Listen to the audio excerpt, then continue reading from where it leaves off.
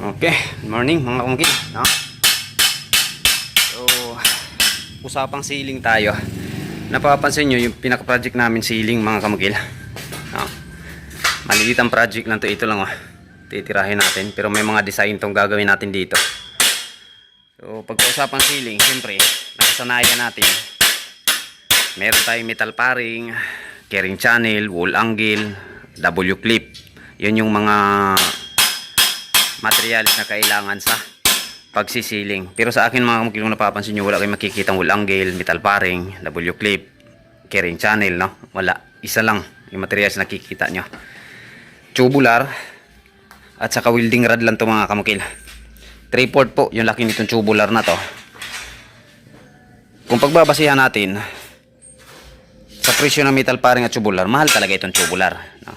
Metal paring may 70 pesos eh. So ito mga kamukil, lampas 100 to, ha? So malapit lampas 200 tong isang ganito. Mahal talaga yung tubular.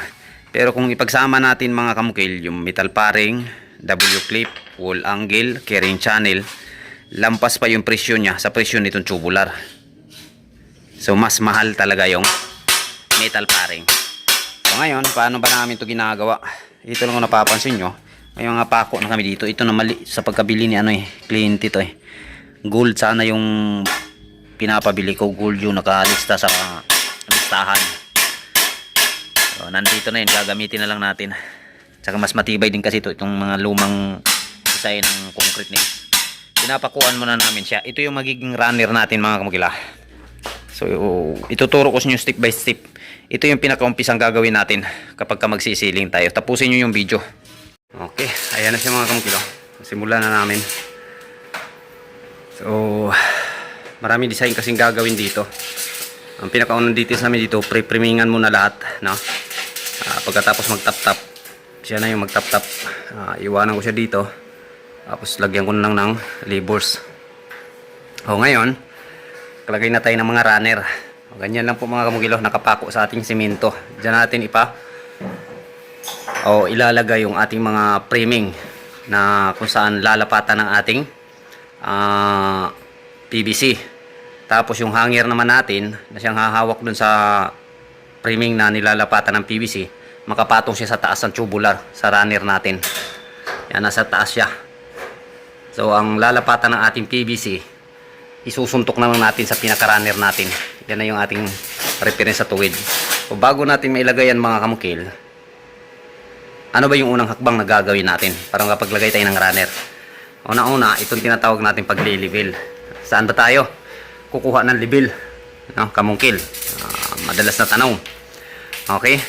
Ngayon, silipin nyo lang yung mga wall sa pinakadulo, sa taas ng, sa bahay, nakikisamihan nyo. Tapos, kung metal paring gamit nyo, kailangan may sapat na pamakuan na didikitan yung ating metal paring na gawin nating runner o wall angle doon sa ating wall. Pag masilip nyo ng mga kamukil, huwag na kayo sa taas mag-level.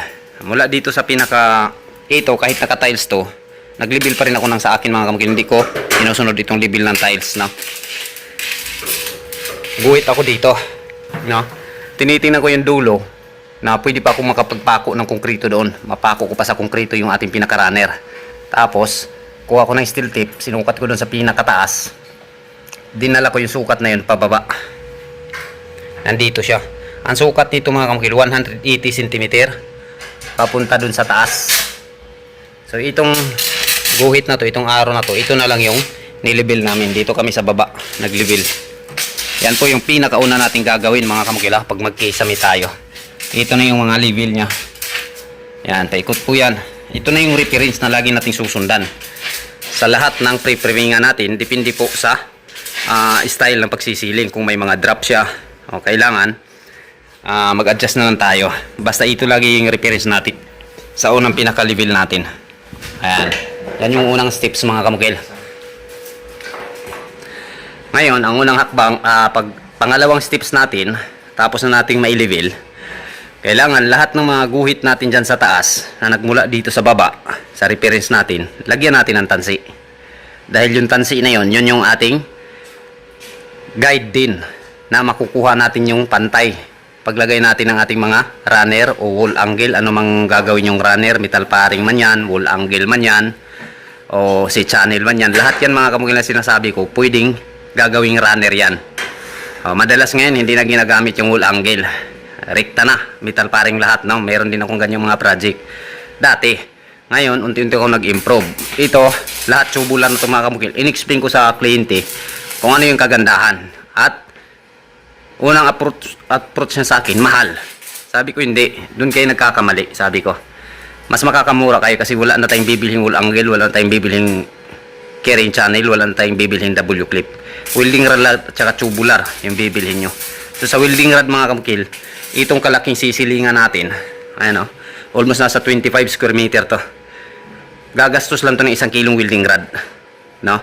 So sa W clip pa lang mga kamukil, isang piraso ng W clip 6 pesos to 8 pesos yan eh. Ito uubos to mga kamukil ng mga 300 na W clip, 300 pieces. Magkano na yan? Diba? Doon pa lang malaki na yung gastos sa W clip.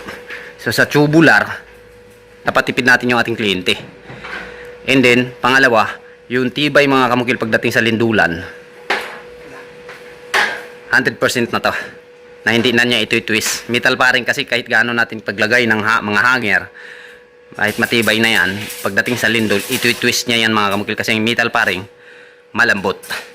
Okay, sa susunod na step mga kamukil, ituturo ko sa inyo pag napurma na natin yung framing nito. Okay, ayan na siya mga kamukil. Tapos na yung pag-framing namin dito. So yung drop, pinaka plain ceiling natin, tapos na yung framing nya. Ano, papansin nyo, tubular yung gamit natin. Ito mga kamukil, ginagamit ko to sa PVC na ganito kalaki mga tubular.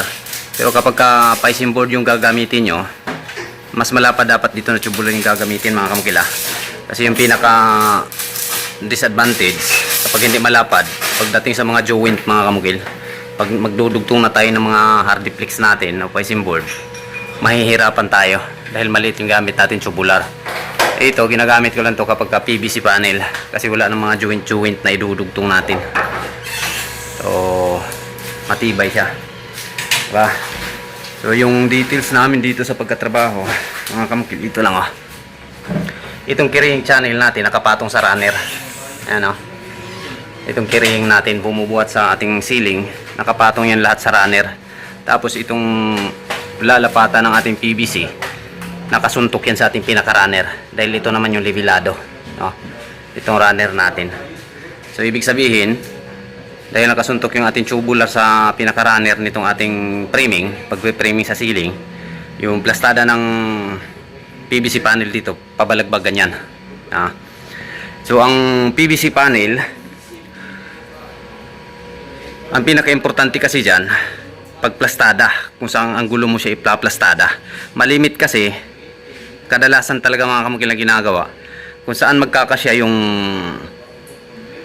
PVC panel, yung haba niya, doon natin ipaplastada para wala nang dugtong, hindi na tayo bibili ng joint connector, no? Para sa amin yung mga manggagawa. Pero sa mga kliyente din, meron ding mga kliyente na hindi papayag na pabalagbag yung pagka, tulad nito, nandan yung pinaka-mindor.